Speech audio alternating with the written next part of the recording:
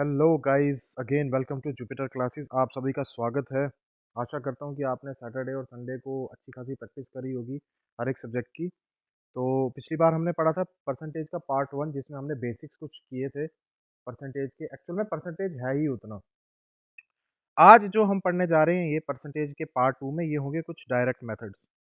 ठीक है, direct methods होंगे। इनको हम देखेंगे कि ये डायरेक्ट मेथड्स कहाँ कहाँ पर कैसे कैसे यूज़ होते हैं, कुछ कुछ कंडीशंस होती हैं इनकी, इनको पढ़ेंगे। ठीक है। और साथ में जो भी एस्पिरेंट्स हैं फीमेल सुपरवाइज़र के, ठीक है, उन्होंने कुछ पैटर्न देखा होगा फाइनेंस अकाउंट असिस्टेंट में जो आया होगा। ठीक है, तो वैसे ही पैटर्न्स जो है प्रीवियस ईयर के जो क्वेश्चन आंसर्स जो होते हैं, क्वेश्चन पेपर्स जो होते हैं उनको सॉल्व किया करो। ठीक है, वैसे पैटर्न का पता लग जाता है। खैर जेके एसएसबी का पैटर्न तो कोई स्पेसिफिक होता नहीं है किसी एग्जाम के लिए। सिलेबस और क्वेश्चन पेपर जो अलग होता है, ठीक है, बड़ा डिफरेंस होता है। लेकिन आपको प्रैक्टिस, आप जब प्रैक्टिस करोगे तो आपको एटलीस्ट कुछ ना कुछ तो पता लग ही जाएगा। ठीक है, तो हम स्टार्ट करते हैं। इसमें जो पहला रहने वाला है कि अगर कोई तीसरा नंबर होगा और दो कुछ नंबर्स हैं जो किसी तीसरे नंबर से कुछ परसेंट ज़्यादा हैं, तो वो एक दूसरे के कितने कितने परसेंट ज़्यादा हैं। If two numbers are x% and y% more than a third number, कोई थर्ड नंबर होगा उससे दो नंबर्स x% और y% ज़्यादा हैं, then the first number is 100 plus x upon 100 plus y into 100% of the second, and the second is 100 plus y upon 100 plus x into 100% of the first। ठीक है, तो for example एक कोई number ले लेते हैं, लेट थर्ड नंबर जो होगा बी 100। ठीक है, कोई थर्ड नंबर ले लेंगे हम, वो 100 है। ठीक है, और कोई एक नंबर है ए जो है वो 100 से 20% ज़्यादा है, 20% ज़्यादा है, इसका मतलब वो 120 है। ठीक है, और जो बी नंबर जो है वो उससे 30% ज़्यादा है, तो वो कितना हो जाएगा? 130 हो जाएगा, है ना। 100 से अगर कोई नंबर 20% ज़्यादा है तो ऑब्वियस है हम परसेंटेज 100 में ही करते हैं, तो यहीं से पता चल जाता है कि वो नंबर क्या होगा, टोटल नंबर क्या होगा, 120 हो जाएगा। ठीक है, वैसे ही जो बी है, बी कितना हो जाएगा? 130 हो जाएगा अकॉर्डिंग टू द क्वेश्चन। अब ए जो है वो बी का कितना परसेंट है और बी ए का कितना परसेंट है, ये चीज हमने फाइंड करनी है यहाँ पर। ठीक है, तो फिलहाल ये तो यहीं से पता चल जाएगा। हम क्या करेंगे, 120 अपॉन 130 कर देंगे ए के लिए, इंटू 100 कर देंगे। ठीक है, ये हो गया। लेकिन थर्ड नंबर हमारे पास जो है वो दिया हुआ ही नहीं हो। ठीक है, तो हम उस टाइम पे क्या करते हैं, उस टाइम पे हम इस फॉर्मूले का यूज करते हैं, ये जो डायरेक्ट फार्मूला हमें दिया हुआ है। तो सेम यही होगा, तब भी 100 प्लस एक्स करेंगे, एक्स का मतलब ए की परसेंटेज, 100 प्लस एक्स मतलब 100 प्लस 20, 100 प्लस 20 120 होता है, और 100 प्लस 30 130 होता है, इंटू 100 कर देंगे। ठीक है, ऐसा ही कुछ होगा। और 120 को 120 130 का कितना परसेंटेज दिखाता है, ये कुछ 92.3% दिखाता है, इतना ही, 92.3%। ठीक है, ऐसे ही बनाते हैं। ठीक है, और अगर क्या कहते हैं, आपको डिवाइड वैसे नहीं किया हुआ है, सॉरी, अगर 92.3% ऑप्शन में नहीं है, तो आपको क्या दिया होगा वहां पर, क्वेश्चन पेपर में वहां पर क्या दिया हुआ होगा। ठीक है, ये कुछ इस तरीके से आया था हमारे पास, 120 अपॉन 130 इंटू 100, कुछ इस तरीके से आया था। ठीक है, तो इसमें फ्रैक्शन क्या बनी, 1200 अपॉन 13 हो गया। ठीक है, तो क्वेश्चन में क्वेश्चन के जो ऑप्शंस होंगे, ऑप्शंस में आपको अगर मिक्स्ड फ्रैक्शन में परसेंटेज दी हुई है, मिक्स्ड फ्रैक्शन में, तो आप उसको मिक्स कर सकते हो, है ना। ठीक है, अदरवाइज आप इसको डायरेक्ट डिवाइड करके जो भी इसका आंसर आता है वो लिख के आप कर सकते हो इसको। ठीक है, ये तो आ गई एक चीज, ये आ गया अगर एक नंबर जो दो नंबर जो है किसी तीसरे नंबर से x% या y% ज्यादा है, तो उस टाइम पे वो एक दूसरे के कितने परसेंट होंगे, यही था। अब इसमें है सेकंड जो पार्ट है, सेकंड पार्ट में if two numbers are respectively x% and y% less than a third number. अब लेस देन की बात हो रही है, then the first number is 100 minus x upon 100 minus y into 100 of the second, and the second is 100 minus y upon 100 minus x into 100% of the first. ठीक है, कोई third number है, उसका x है, x मान के चलते हैं। फर्स्ट नंबर जो होगा वो वही 20 और 30%, 20% मोर देन है थर्ड नंबर के, और सेकंड जो है वो 30% मोर देन है थर्ड नंबर के, ठीक है? ये भी थर्ड नंबर के 20% मोर है, ये 30% मोर है। तो हम क्या कर देंगे यहाँ पर 100 माइनस एक्स, ए की बी के साथ परसेंटेज निकालने के लिए हम 100 minus x upon 100 minus y कर देंगे हम ऐसे, मल्टीप्लाइड बाई 100 कुछ इस तरीके से। तो ये 80 अपॉन 70 इंटू 100 हो जाएगा, ठीक है? तो हम इसको डिवाइड करके या तो इसकी फ्रैक्शन बना सकते हैं या टोटली इसको डिवाइड कर सकते हैं, ठीक है? एक ये चीज़ आ गई, ठीक है? जो भी आंसर आएगा आप कैलकुलेट खुद से कर लेना। एक ये चीज़ हो गई, और अब बी की अगर निकालनी होगी हमें, बी का देखना होगा कि बी के लिए बी ए का कितना परसेंट होगा, ठीक है?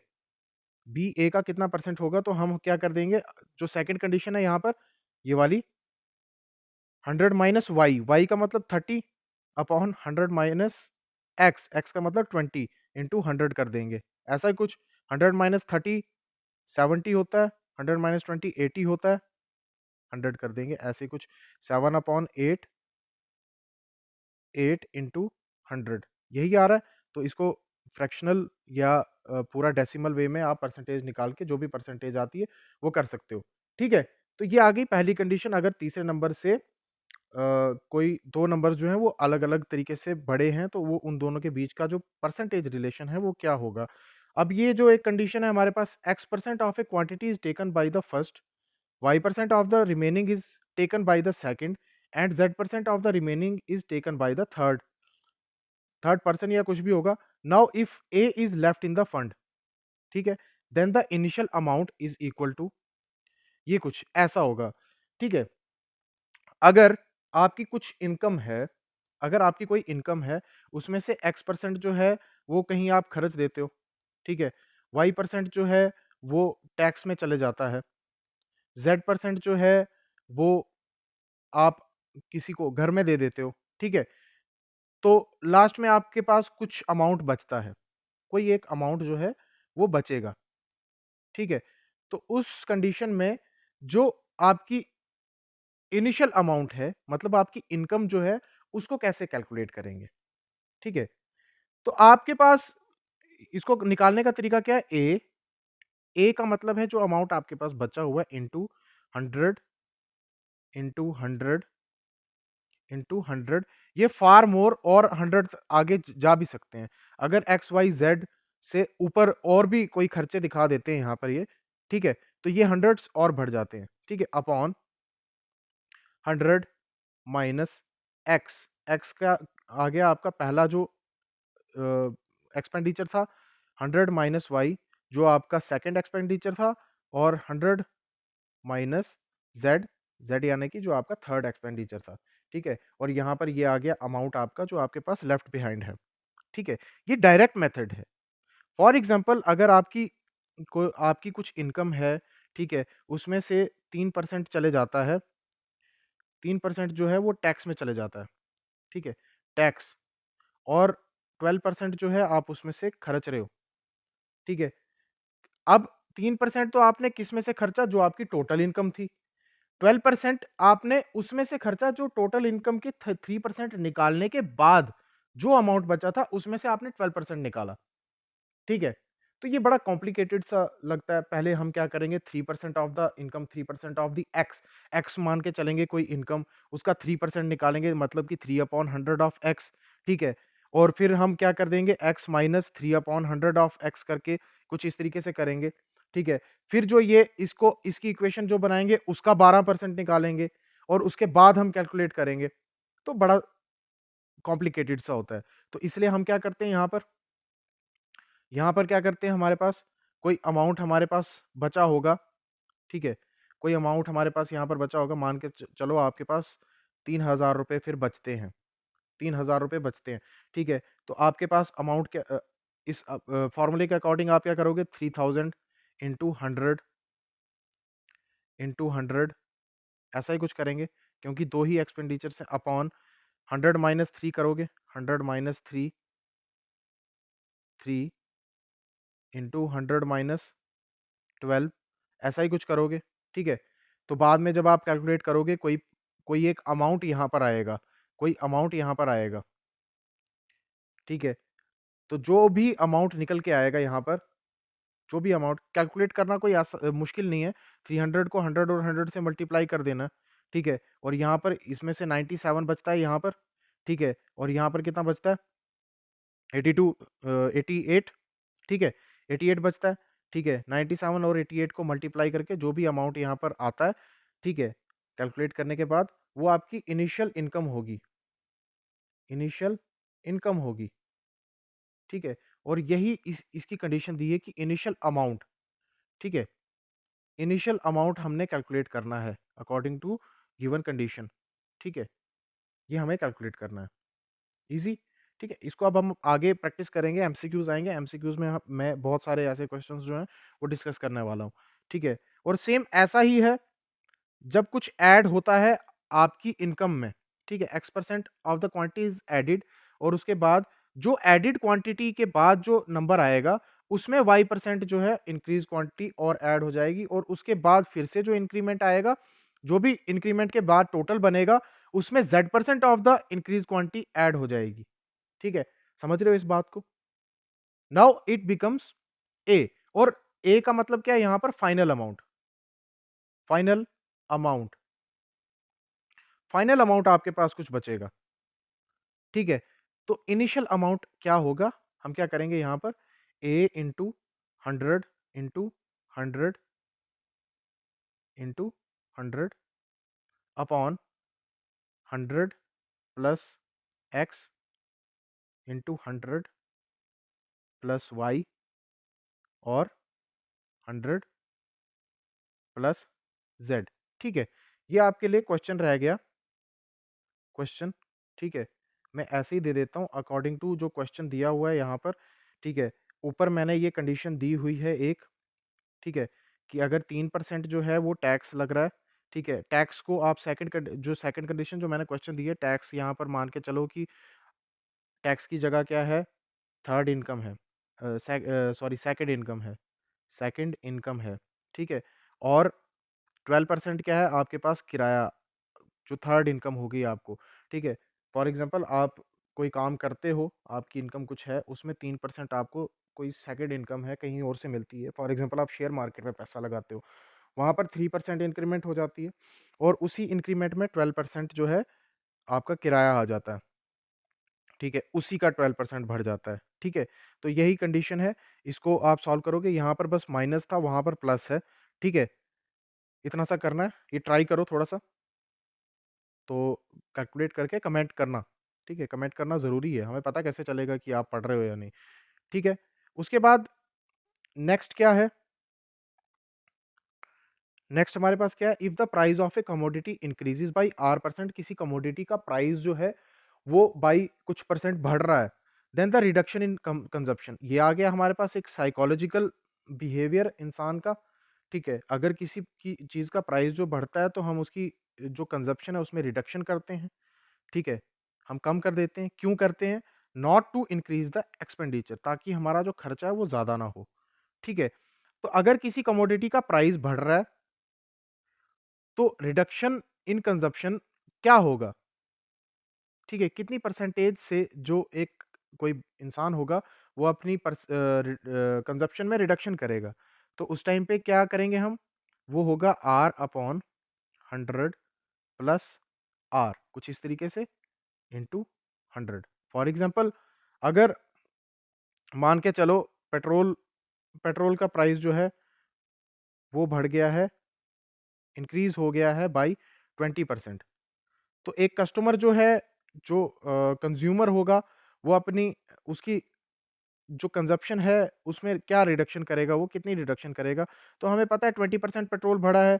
डायरेक्ट फ़ॉर्मूला में हमने क्या बताया था, जुपिटर क्लासेस में क्या सीखा था? 20 20 यानी कि R% जो भी है, 100 प्लस 20 ऐसा ही कुछ इंटू 100 कर देंगे, ठीक है? तो 20 ये क्या हो जाता है? 20 अपॉन 120 इंटू 100, ठीक है? कुछ इस तरीके से हो जाता है ये। सॉल्व करो इसको, कुछ इस तरीके से, ठीक है? 100 अपॉन 6 आ गया। अब जो भी इसको डिवाइड करने के बाद जो भी परसेंट आएगी, वही उसका रिडक्शन परसेंटेज होगा। यही हो गया ना? कोई मुश्किल तो है नहीं। ये डायरेक्ट मेथड्स हैं, इन पे थोड़ी-सी प्रैक्टिस करने की ज़रूरत है। एक बार फ़ॉर्मूले जो हैं, ये डायरेक्ट फ़ॉर्मूला जो हैं, ये याद हो गए, तो समझो आपको एमसीक्यूज़ में वहाँ पर दिक्कत नहीं आएगी, ठीक है? एक हिसाब से ये ट्रिक्स ही हैं, लेकिन ये कुछ फ़ॉर्मूला वाली ट्रिक्स हैं, आसान सी ट्रिक्स हैं, ठीक है? बड़े-बड़े जो इंस्टीट्यूशंस हैं, वो भी ये सिखाते हैं, ठीक है? सेम सेम कंडीशन लेके मान के चलो कोल का प्राइस जो है वो 20% डिक्रीज़ हो गया, ठीक है? 20% डिक्रीज़ हो गया, तो ये जो नीचे जो क्वेश्चन है नीचे जो कंडीशन है ये वाली, ठीक है? ये वाली, इसमें आपको यही 20 डाल के देखना है, क्या आंसर आता है, ठीक है? 20 अपॉन 100 माइनस 20 इंटू 100 ये कुछ इस तरीके से हो जाएगा। अब यहाँ पर है क्या? प्राइस अगर किसी कमोडिटी का डिक्रीज़ हो जाता है, तो इंक्रीज़ इन कंज़म्पशन यही है, ठीक है? अगर किसी चीज़ का प्राइस कम हो जाता है, तो कंज़म्पशन ज़्यादा हो जाती है, क्योंकि हमारे पास पैसा बचता है, फिर हम उसके बाद क्या करते हैं, कंज़म्पशन ज़्यादा करने शुरू हो जाते हैं, जिससे एक्सपेंडिचर जो है हमारा डिक्रीज़ ना हो। तो यही इसके लिए इस टाइम पे क्या करेंगे, R upon 100 minus R into 100, R ये था, 100 माइनस आर ये कर दिया मैंने, इंटू 100, तो ये कुछ इस तरीके से हो जाएगा, 20 अपॉन 100 माइनस 20, 80 इंटू 100, ठीक है? 2 4 ज़ार 8 और इसके बाद 100 अपॉन 4, ये तो मैंने अब करके ही दिखा दिया। तो ये कितना हुआ, 25%, 25%, ठीक है? 25% जो है वो उसके कंज़म्पशन में क्या होगा, इंक्रीज़ होगा। कुछ ऐसा ही हो जाएगा, ठीक है? ईज़ी है, मुश्किल नहीं है, ठीक है? और कहीं पर गलती हुई होगी तो मेरे को बता दिया करो यार, ठीक है? उसके बाद अगर कोई डायमेंशनल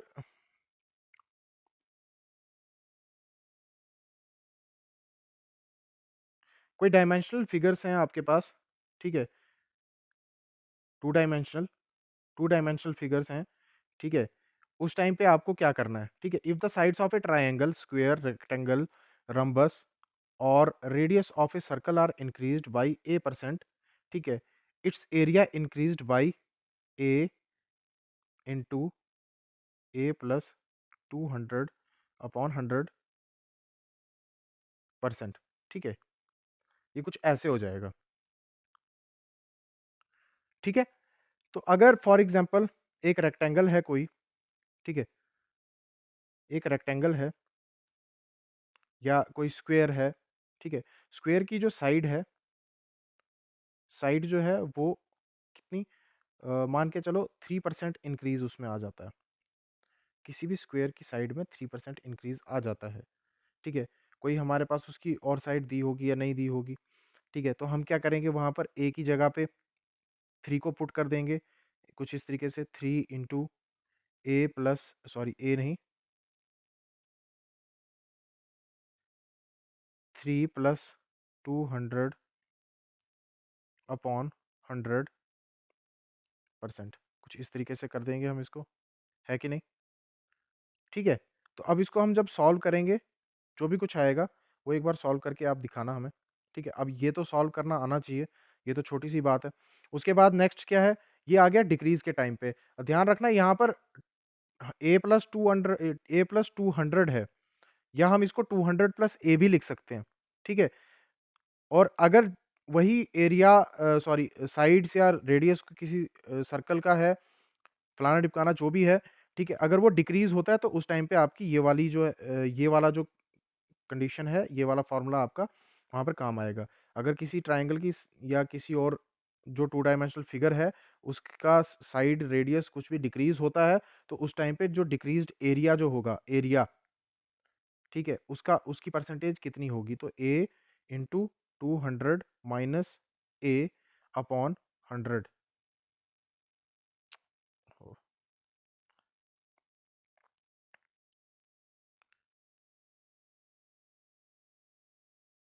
अपॉन 100%, ठीक है?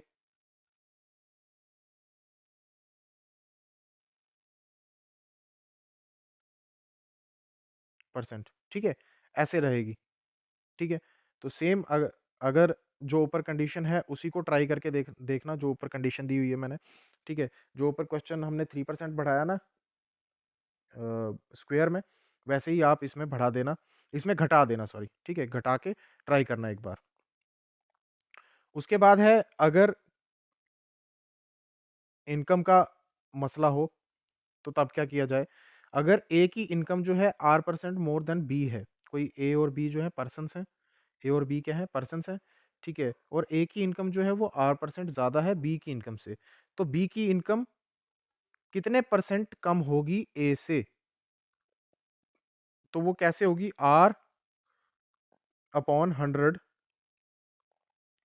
100 प्लस R इंटू 100, ठीक है?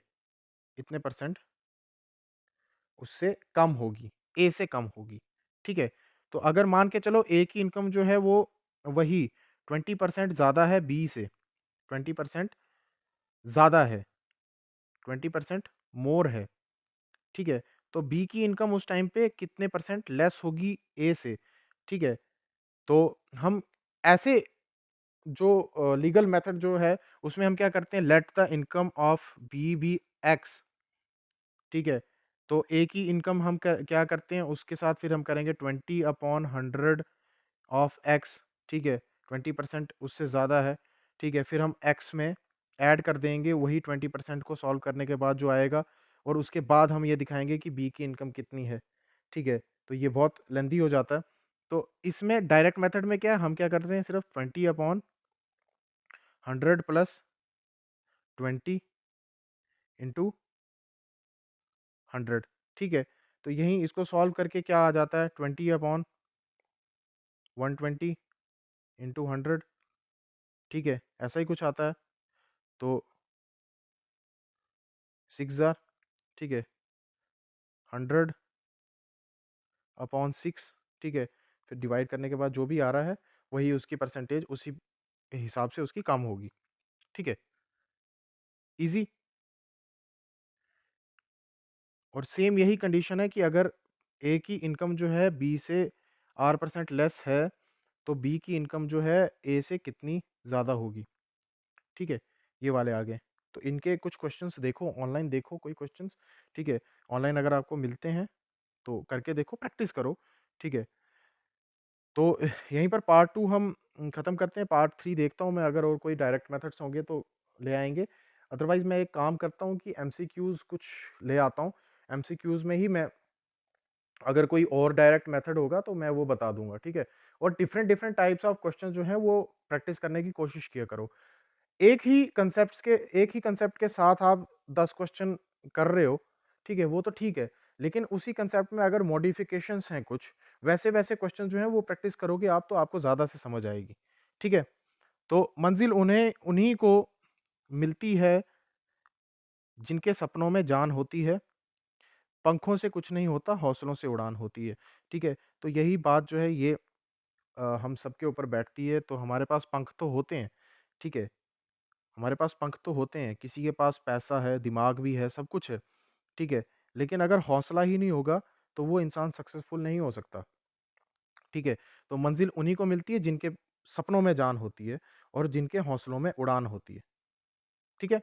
तो इसी के साथ मैं ये वाला जो पार्ट है इसका, यहीं पर ख़त्म करना चाहूँगा। तब तक के लिए wish you all the best for your exam, ठीक है? तब तक के लिए गुड बाय।